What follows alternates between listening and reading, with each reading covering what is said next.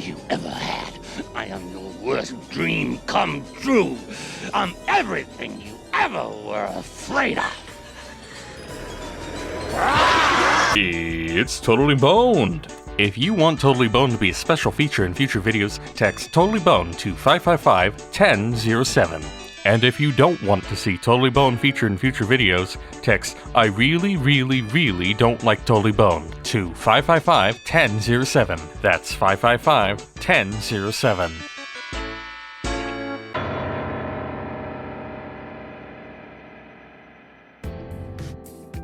In 2015, Valve started experimenting with weapon skins in Team Fortress 2. In 2017, they implemented the Warpaint system and then never looked back. Since then, creators have been dealing with the ramifications of Valve's actions, and these range from amusing to utterly frustrating. But before we get into all that, we need to make sure that you know how Warpaints work. First, you take an existing Warpaint to use as a base, and then you replace its textures with your own. Now you have a new Warpaint that you can upload. Hooray! And there's literally nothing else to it. It really is that simple. But with that said though, this simple texture swapping means that creators, like me, have to work around whatever decisions that Valve made 7 goddamn years ago. In other words, I'm sorry, Bacon Lord 3 goop, but I can't add more wear. I don't even know what that means. And like, yeah, I can try to ask Valve to make a change for me, but there's literally nothing stopping them from just ignoring me and putting into the game without changing anything. You know, like they did with at least 8 fucking Warpaints already. The only guaranteed exception to this is team color. They will actually change a base to be team colored if you request it. Cool. Anyways, for now let's just focus on some of the funnier decisions that Valve made, starting with this thing. Now, besides the fact that it has bad texture mapping compared to its slightly less malformed brother, more on that later, Banana Peeled has a very special property known as orientation lock. In layman's terms, orientation lock makes it so that a texture always faces a certain direction. So, no matter which weapon you use this on, this texture will always be facing roughly the same direction.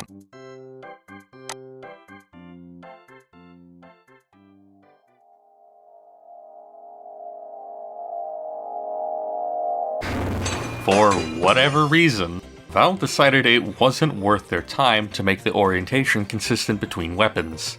This means that if we want vertical stripes on a scattergun, we need to have horizontal stripes on a sniper rifle. Why? It's not like it was mysteriously hidden either. I mean, my god, you can clearly see it. Your only options to circumvent this are either paneling, or flipping it turnways. And by the way, this isn't some Banana Peeled exclusive issue. No, this happens with every single orientation locked Warpaint. Macaw masked, Park pigmented, the works. And yeah, I guess Sax waxed is here too. But only sometimes. Certain weapons have this leather texture orientation locked, but not all of them, only some of them. Clearly, a lot of effort was put into making sure that every Warpaint was as close to perfect as humanly possible. In fact, I've been inspired to put a lot of effort into this segue.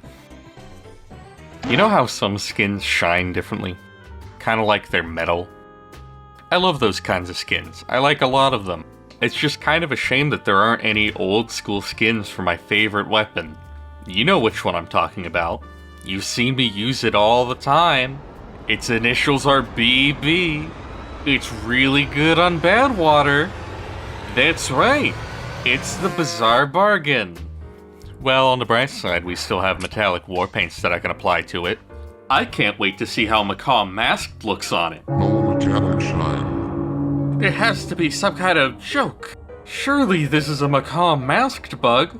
What about Yeti coated? Okay, fun joke's over. Here's your punchline. Saccharine, striped, and elfin enamel are completely fucked on the Bizarre Bargain, showing the entire texture for it within the scope. Why does this happen? Couldn't tell ya.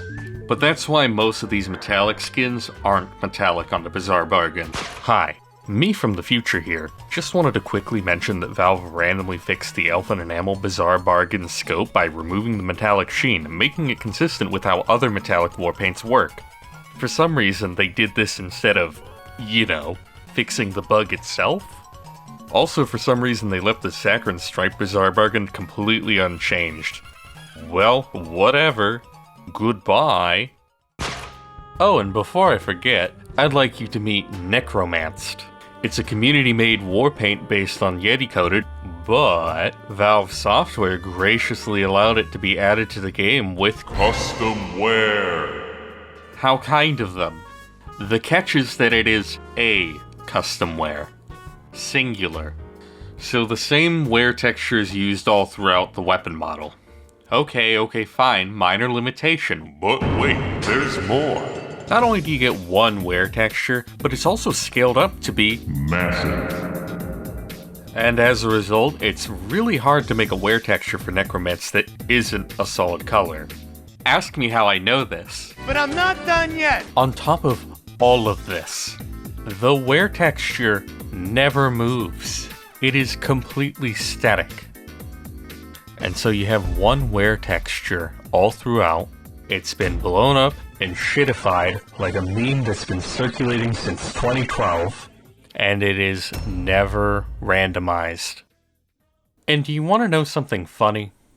Despite all of those little issues, Necromanced is still one of the best bases to use.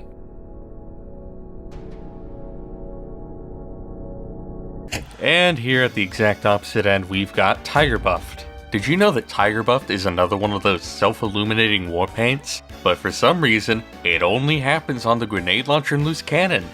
You want to know what happens on all of them, though? A massive gradient fuck-up that you have to account for if you ever try making a paint with this godforsaken piece of shit.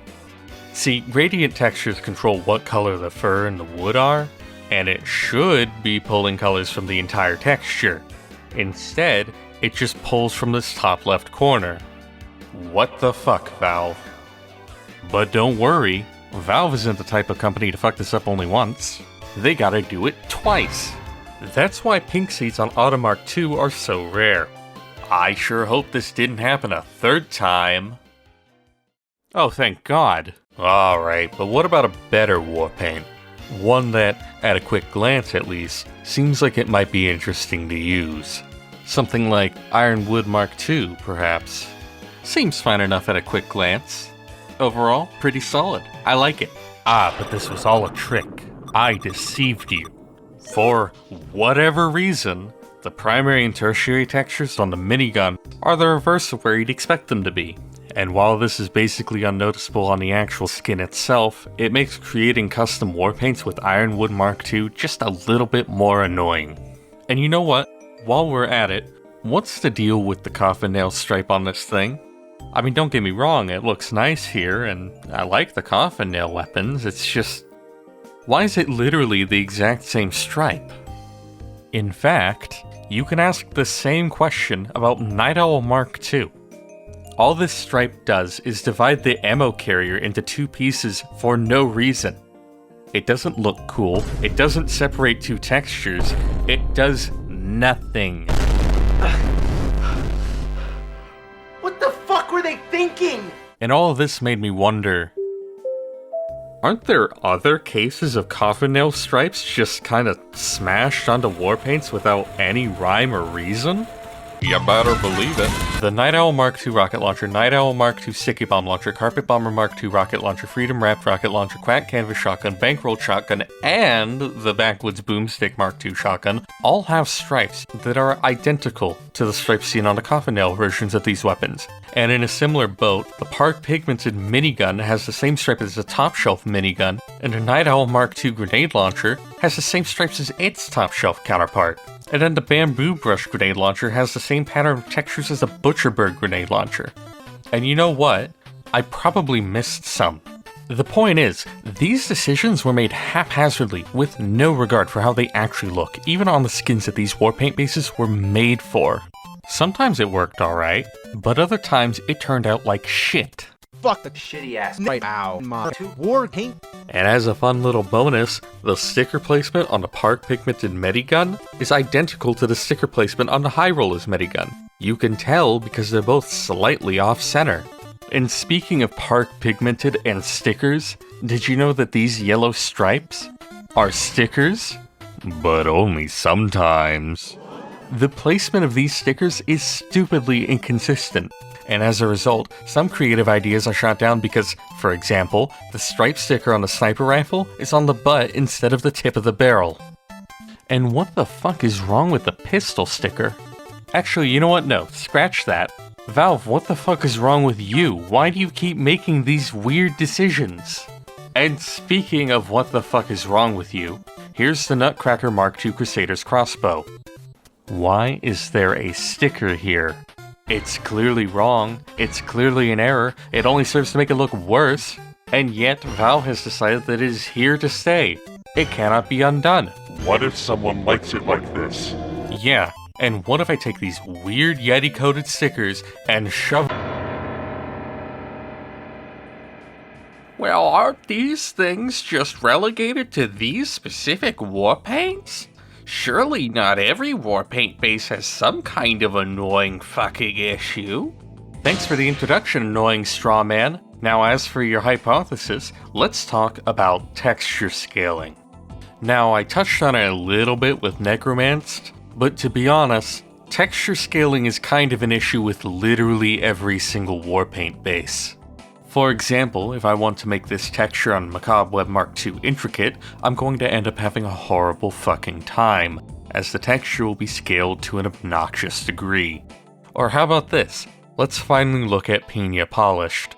And let's also ignore the fact that there are PNGs of toy grenades on the exterior texture for some reason. If you try making almost any kind of texture to replace it, you're also going to have a horrible fucking time.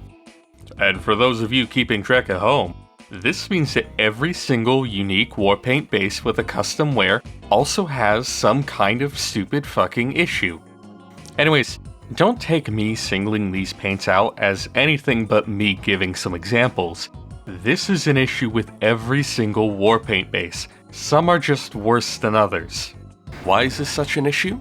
Well, if a texture gets scaled too small by a warpaint base, it very apparently repeats a bunch. If it gets scaled too big, it becomes shittier and blurrier. And that's not even getting into the warpaint bases that have random scaling. With that said, you can ask Valve to change texture scaling should they implement your warpaint into the game. That comes with its own caveats that we'll touch on just a little bit later. But for now, let's say that you're a creator and you find a warpaint base that doesn't have the worst texture scaling known to man. Or you've successfully managed to ask Valve for the smallest amount of extra effort. Now you have to deal with the other fundamental issue that all warpaint bases suffer from. Texture mapping! Oh, you don't like where the textures are placed on this grenade launcher? Well, fuck you. Live with it or choose a different base. And honest to God, what is with warpaints on the shotgun and scattergun doing this? Yeah, even Damascus and Mahogany can't escape from this shit. And it isn't even just a matter of a single weapon looks bad with this warpaint base. Sometimes a texture just takes up a shitload of real estate. Or sometimes Valve gets confused about which texture they want to be the shooty bit versus which one they want to be the holdy bit. I genuinely don't know what the fuck they were thinking with some of these. Oh, and Freedom Wrapped here even has scaling issues on top of everything else I've already mentioned about it. But I would be sorely mistaken to not at least mention the king of dogshit texture mapping, Dead Reckoner Mark II. On some weapons, I'll admit that it's serviceable for a 2-texture warpaint, but on other weapons, it is genuinely the closest thing we have to a 1-texture warpaint. And for all of you warpaint creators out there, or even aspiring warpaint creators, I fucking dare you to make a good warpaint using Dead Reckoner Mark II as a base. Not just okay, but good on a majority of weapons. I legitimately don't think it can be done. Anyways, it's these basic, fundamental things that bother me the most about war paints. You know, being able to choose where exactly textures go, or easily scaling textures to make them look just right. These two things alone would make war paints so much easier to work with. And yet, despite these being fundamental issues that have plagued war paints for over 7 years, Valve has never let us have the former, and they only kind of let us have the latter. I guess it isn't like there's some pre-packaged way for us to test these things out in-game, so maybe I shouldn't be that surprised. Say, wouldn't it be funny if there was an easy way to test out custom changes to war paints in-game, but Valve locked it away for some mysterious reason? War paints are more than just a set of textures. They're also made up of code that tells the game what textures to use, where to put them, how to put them, and so on. Real insightful, I know. Now, instead of anything remotely comparable to the tools that we have for basically every other type of currently supported custom content, Warpaints get nothing from Valve. So Warpaint code is very look, but don't touch. Thankfully, someone much smarter and more talented than me created an add-on that lets you create and visualize custom-coded Warpaints in-game. Though it does have the usual caveats that come with being a third-party tool, namely, if Valve breaks it by updating the game, then either someone needs to find a workaround, or the creator needs to go out and fix it. But then this all begs the question, why is this even necessary? Why do you need some third-party add-on to alter Warpaint code so that you can easily visualize what your Warpaint would look like in-game? I mean, you've got the importer, you've got the particle editor, you've got Hammer for whatever that's worth. Well, it's because Valve, in their vast and infinite wisdom, made the file that controls Warpaint code Signature locked. If you boot up the game and protodefs.vpd has been modified in any way, the game crashes. The variables that control how Warpaints look aren't magically tucked away somewhere special. It isn't like, oh, if you want to find me, you'll have to solve my riddles 3. They are in their own file that Valve doesn't want you modifying at all because God fucking forbid you want to make any cool Warpaints in this wretched game. And you know what? That's not exactly fair, because there's actually another, more legitimate reason why Valve doesn't want you modifying protodefs. It contains contract code within it. You know, that feature that Valve created, overhauled, and then left to rot in the Halloween pits ever since Jungle Inferno. If people could just freely modify this file, they could, potentially at least, figure out an economy-breaking exploit. So why on earth is the code that controls Warpaints lumped in there with it? I guess maybe there could be a technical reason for them to make the decision, but it has obviously been disastrous for Warpaint creators. And you want to know what makes this all even worse? Prior to Jungle Inferno, under the old decorated weapon system, skins weren't controlled by protodefs. Instead, they were controlled by PaintKit's master.txt, which I must specify is not signature locked. You can edit it all you want, no crashes here. And so we're now left with a file, which is the closest thing that we have to a Warpaint tool from Valve, and they have locked it away because of a weird development decision. And might I add that it is just that, the closest thing that we have to a tool. Even if it were freely editable, protodefs does not compare to the immense convenience of having an actual tool from Valve for editing Warpaints, which, yes, Warpaint creators desperately want. In fact, we want a tool so bad that some of us have even asked Valve for a file format, just so that we could make our own tool. But fucking whatever. As stupid and annoying as all of that is, why don't I make custom-coded Warpaints right now? Why don't more people make custom-coded Warpaints? Even with Valve's fuckery, people persevered and worked around it. Well, it's quite simple. Valve does not care. You can give them the easiest copy-paste job in the world. Code that functions, code that's easy to insert, better dental coverage. You could do their job for them, and they still wouldn't accept custom-coded Warpaints into the game. God, I hope this becomes outdated with the next case. It won't. Of course, I should also briefly acknowledge the possibility that Valve's methods of implementing warpaints are weird, fucked up, and unknown to the minds of peasants such as myself. In that case, it becomes more frustrating that, despite our desperate pleas, Valve has not once attempted to give creators literally any clarification on what we should be doing to submit custom-coded warpaints. We submit our current methods and ask them directly how we should format things, and we get nothing. So we have to go with the only thing that we know. Proto-devs.ppb. Regardless of any of the specifics, it shouldn't surprise anybody that Valve doesn't want to provide the means with which we could make cool custom warpaints.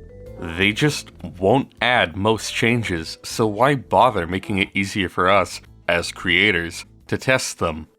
Oh, but how do I know that they won't add most changes? Didn't they allow Necromants to have custom wear? Didn't they change Saccharine Striped and Elven Enamel to have that metal shine? Well, of these 8 warpaints that I showed much earlier, every single one of them was supposed to have that metal shine to them, and some of them are missing other changes on top of that. Get this though, I made that image well before the most recent case. And inside that case, there's not 1, not 2, but 3 fuck-ups from Valve. Remember that caveat about texture scaling that I mentioned earlier? Yeah, this is it. Now, despite all of those issues, I think it's fair to say that they're still visibly the same skin as what was submitted. One of those warpaints, Neo Tokyo, has a different mapping for some weapons, as seen from its workshop page, and it's also missing the metallic tint and orientation lock, both of which would be easy for Valve to implement, But they didn't. but hey, you know what, at least they used all the textures. It's still very clearly the same warpaint, so where am I even going with any of this? Well, you know who didn't get the same treatment as any of those other skins? That's right, it's everyone's favorite warpaint. Everyone mentions it, you know it, you love it. It's Spirit of Halloween. What do you mean nobody talks about Spirit of Halloween like this? No, I read it on the internet. Okay, well, whatever. Where was I? Here we are. These aren't the same textures. This isn't the same texture mapping. This doesn't have a metal shine. Valve used one texture from this entire submission. The other texture is the same gradient texture that's used in Autumn Mark II, because it's based on Autumn Mark II. It feels like Valve legitimately just said, fuck you, we're making our own warpaint. They just didn't care. And now, let me be frank for a minute. Spirit of Halloween wasn't custom coded. It seemingly replaced random old skins, which did necessitate changing the texture mapping, and those other textures seem to be just Valve textures, so it wasn't like they made brand new textures that got shafted. But it's still weird to me that Valve chose a warpaint base that bore no resemblance of any kind to any of the screenshots. And not using any of the Valve textures that they prominently used is also kind of weird. And this isn't some completely isolated incident. Valve fucked around with Health and Hell too. The original version was supposed to be green on red team and blue on blue team. And how about another example? Valve arbitrarily changed Mosaic. Now you can argue that it looks better with the change, but the fact remains that Valve screwed around with what they made. And despite none of these cases involving custom-coded warpaints, I believe that the implication is still there. The implication that if you make a custom-coded warpaint, even if you get your work into the game, you run the risk of Valve taking your work and disregarding basically any intent that you had with it. It's possible that they won't even bother using all of the textures that you intended to be used. Seriously, what the f? Alright, let's take a little bit of a break from talking about Valve and talk about community-made warpaints for a little bit. Though I should specify that we're not necessarily going to be talking about how good they look. I mean, if you've been paying any attention to warpaints over the past 4 or so years, you've probably been beaten over the head with statements about how certain warpaints are hot trash. Endless trash! Instead of any of that nonsense, we're just going to be looking at some of the simpler oddities. Things that make you ask, now how did that get there? But before we get into that, I really want to emphasize that this part is all in good fun. None of these examples actually affect me or any other creators in terms of creating new war paints. Sometimes people just make mistakes. So please, for the love of God, do not bother any of the people who worked on any of these war paints. I am positive that some of them already get plenty of shit thrown at them. I do not need to see some random moron try to use this video as a metaphorical mallet to bash creators over the head. It isn't helpful to you, it isn't helpful to me, it isn't helpful to them, it isn't helpful for anyone. And if you see someone take one of the weird, funny details that I mention and hold it over the creators' heads, please do me a favor and ask that person one simple question. Why are you stupid? To really exemplify why I think that these should remain as funny little tidbits, my first example will come from a creator that I really respect. His name's Aiden, and he makes some pretty good war paints. And thus far, he's gotten 2 of them into the game. As far as war paints go, I'm pretty fond of Warborn. More pertinent, though, is Mechanized Monster, and let's ignore the fact that Valve straight up forgot to make it shine like metal. Instead, I'd like to point out that both this and Park Pigmented use the exact same wear texture on this part of the weapon model. Valve just kept this texture the same because Aiden didn't notice that the tiniest parts of weapon models were wearing down to this stupid brown color. Isn't it awesome that you just have to notice this yourself? And by the way, Sky Stallion and Brawler's Iron suffer from the exact same issue. Alright, what's weird about this war paint? Well, it actually isn't the primary texture, but rather the secondary texture that's the issue. Sorry, let me move this out of the way. It's the secondary texture that's the issue, in all of its 64 by 64 glory. There wasn't any real reason to do this. I mean, sure, the details get kind of lost because of the scaling, but you can still have a little bit of detail. And you know what? Similar can actually be said about Freedom Wrapped. There's just no detailing in either of these textures. And the Stripes texture even has a weird misalignment thing going on. I legitimately don't know how that happened. But you know what? That whole misalignment thing? No one cares about that. Because it pales in comparison to seams. To put it simply, seams are parts where the texture doesn't loop properly, and usually it'll create a jarringly obvious straight line. What the fuck is this? Here's an example that you might already be familiar with. Geometric teams. Offset the X and Y by half and it becomes obvious. Or how about Ghost Town with the same thing on its wood texture? Miami Element, same deal. Health and Hell? Well, it's not exactly a seam, but fucking look at it. And then we have the funniest example, Glacial Glaze. And it's not the funniest just because the creator didn't even intend it to get into the game. No, it's the funniest because it somehow has 2 seams along the same axis. Like, I can understand how this one happened, but how on earth did this get here? What on earth happened? For as bad as that is, though, there's still a mistake that's even worse. However, I say worse because this barely even qualifies as a mistake on the creator's part. You remember how I brought up Aiden's other paint, Warborn? That one also has an issue. On the workshop page, it has a sticker here. In-game, however, no such sticker is present. So that leads us to an obvious question. Why? It isn't custom coded or anything, so why is the sticker missing?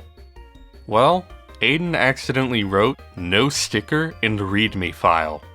Essentially, he made a small typo. The workshop page included a sticker. I would assume that Aiden included the sticker within his submission file. But Valve doesn't email Warpaint creators ahead of time. Or anyone really, except for map creators. Now don't get me wrong, I'm glad that they email map creators. But it feels like you could also say, hey, this seems wrong, and I just wanted to reach out and confirm that everything's correct. But you know what? Now that I think about it, why even bother asking beforehand? After all, why not just release it, notice the issues, and then fix it? Then you don't have to worry about Warpaint creators leaking things. Plus, Valve already operates this way. Hey, actually, why the fuck hasn't any of this been fixed?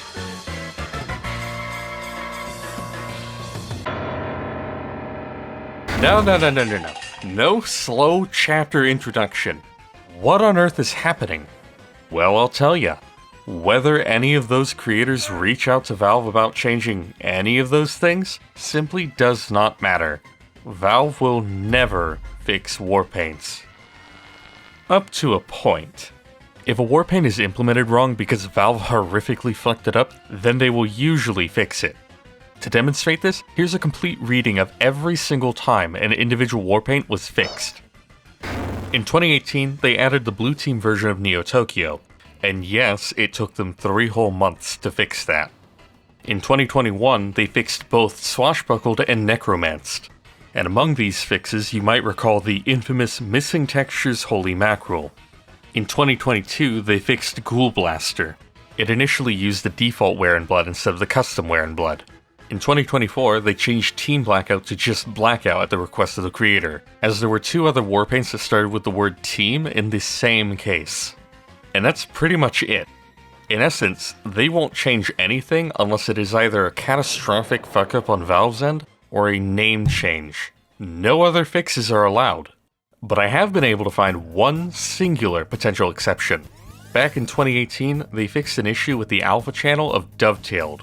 Now I say potential exception because I'm not sure who messed up here. Technically, it's more likely that the creator fucked up, fixed it, and then Valve actually went out of their way to implement that fix. But it's also theoretically possible that Valve somehow managed to fuck up the alpha channel themselves. To be frank, I don't even know how that would be possible. But when every other issue that's been fixed was in some way caused by Valve themselves, I honestly end up getting drawn to the weirder of the 2 options. But hey, let's be generous and say that Valve fixed Dovetailed even though it was a mistake on the creator's part. You know, out of the goodness of their heart.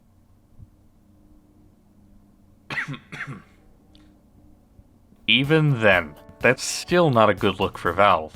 One singular creator-driven fix or improvement out of how many now? So basically, if you make any mistake, or if they don't deem their own mistake important enough, Valve just won't fix it. I mean, my god, what if someone likes having their gun look weird because it was supposed to be metallic? We can't make it metallic like the creator intended. Someone out there likes it like this.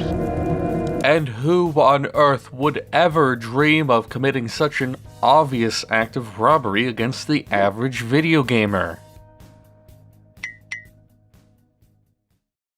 Say, wouldn't it be pretty fun? No. For all of the ranting and raving I've done against them for not changing skins to have that metallic sheen, they randomly did just that for the High Rollers rocket launcher and Medigun.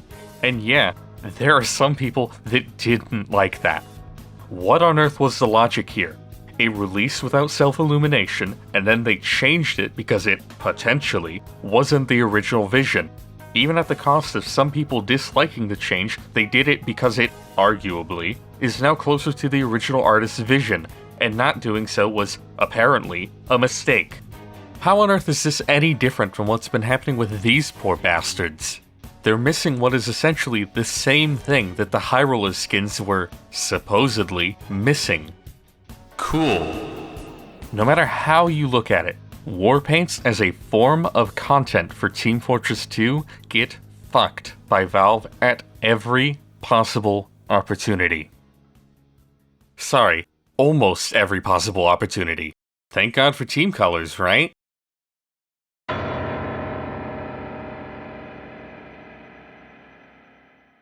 To be honest, I wasn't originally going to include this part, but after last year's Warpaint case, I thought it was worth going into for a little bit.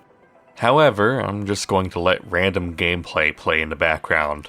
You get the jingling keys, I get the easier editing job. Sound fair? Good. Now there are many questions that you could be asking yourself right now. Now what? What do you mean we're still going? How is there still more to talk about?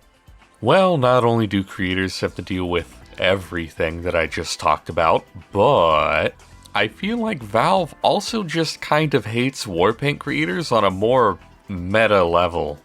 With the previous stuff, I think it's less about contempt and more about sheer lethargy. Inertia's a bitch, ain't it?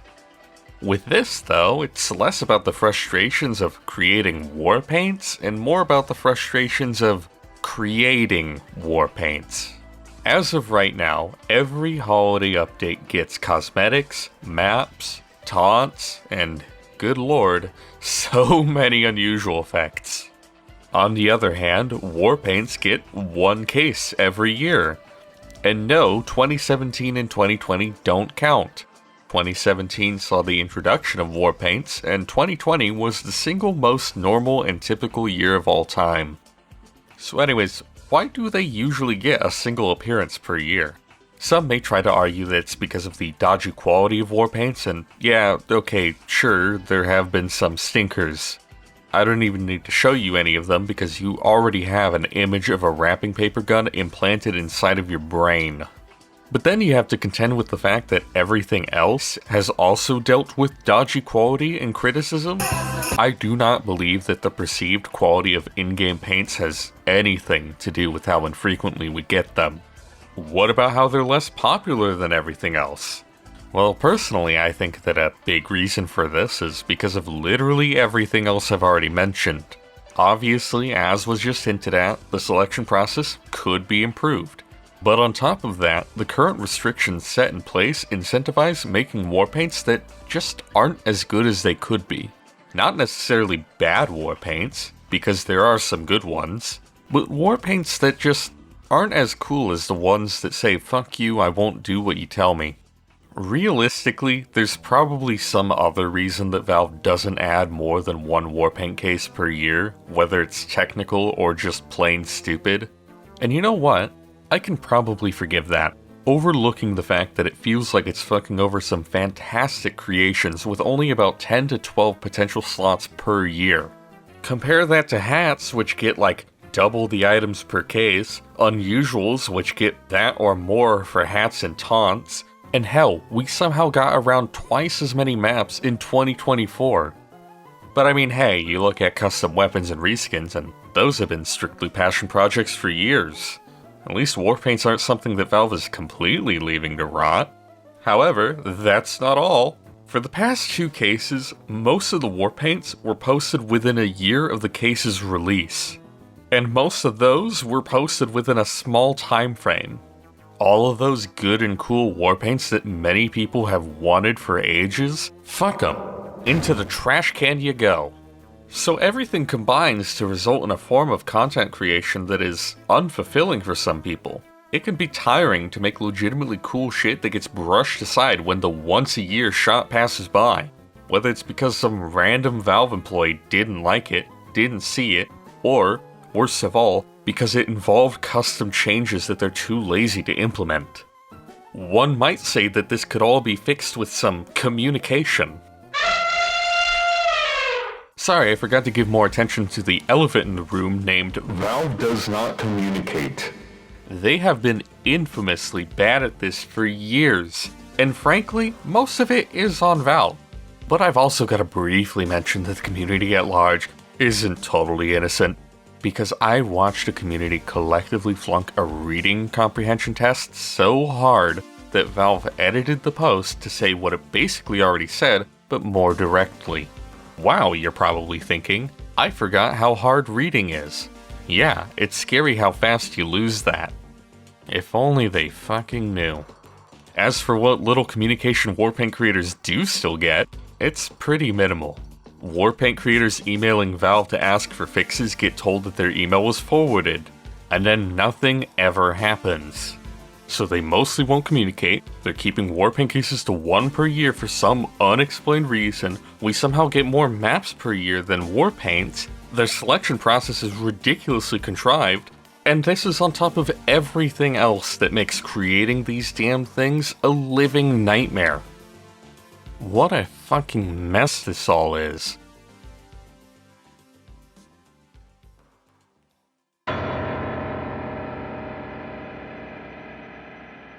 So now that we're at the end, what was the point of all this? Well, it was to share one simple fact. I hate war paints.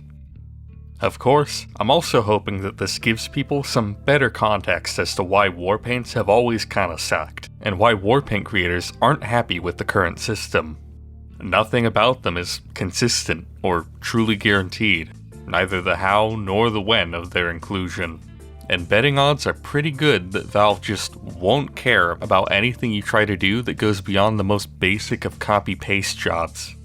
So, you know, being relegated to all of those horrible warpaint bases I've been complaining about for however long, hoping that your cool thing that's popular doesn't get dumpstered for no reason.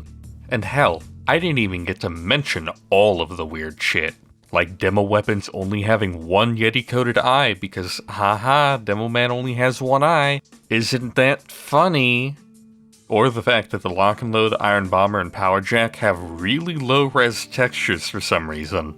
And there are so many other things that I just cannot be bothered to list out individually. And despite the hurdles that'll come with it, considering all of the times that I've had ideas get shafted by needing to work around these obnoxious restrictions, I'm going to try my hand at custom-coded war paints. It's probably still going to be a pain in the ass, but I'll take the extra freedom.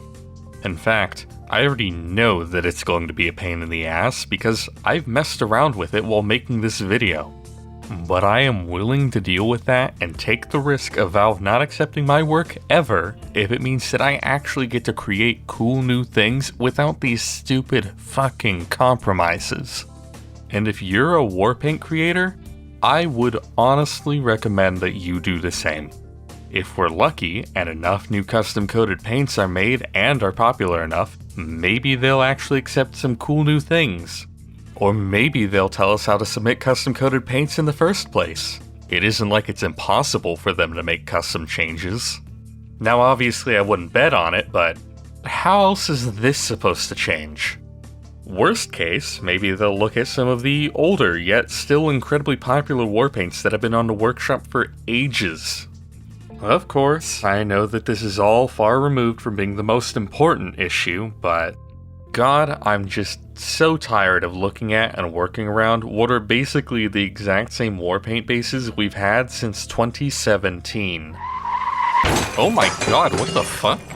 Holy shit. I actually came out in 2018. Wait, who the I got the cool shotgun thing that you love. Why'd you forget about me? What? Also, check out this cool thing I can do. Oh, no.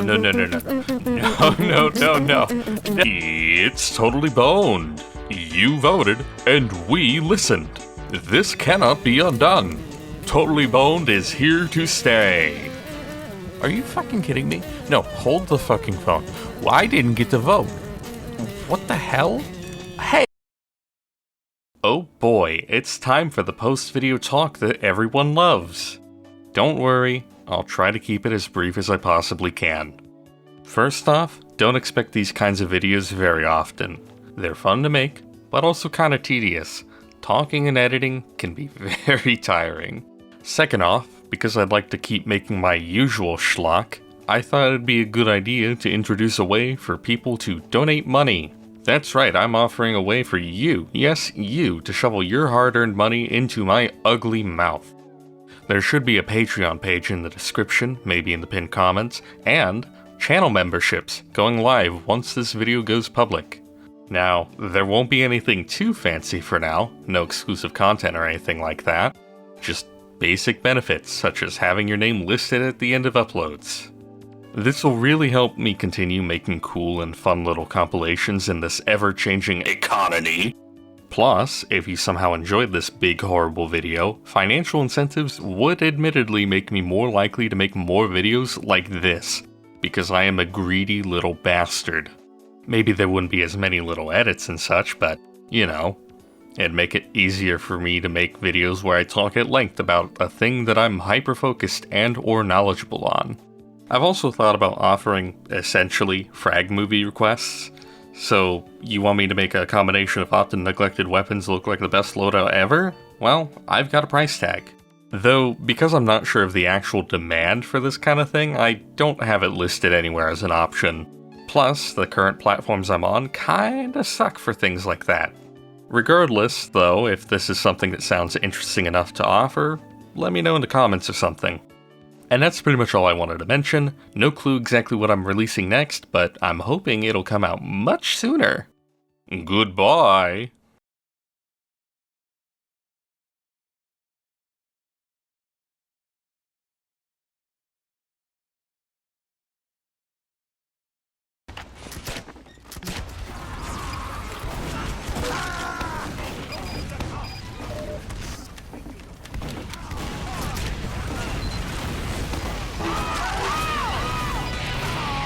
You know what?